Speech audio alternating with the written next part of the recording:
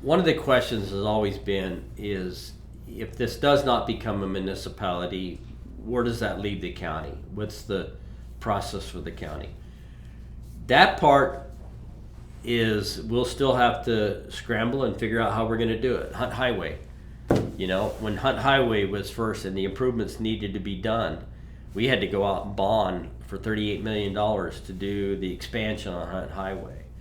And we'll have to do the same thing. We'll have to be creative in some of the dollars, where we get the dollars, how we get the dollars in order to build the infrastructure necessary. That we'll have to take that when it comes. But it's no different than we're doing.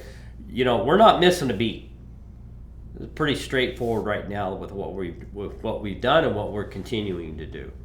We've already started to plan that regional road, the Parkway, for instance, whether or not this happens or not.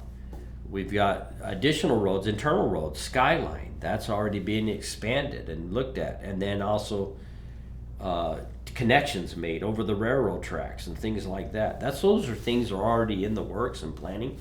But you know what the biggest problem is? We can plan all day long, but what it comes down to is it takes this. It takes money to be able to do that. And so we'll have to be creative in how we do that. How are we going to provide the services to that large of a population? We've done pretty good so far, and I think we can continue to do it.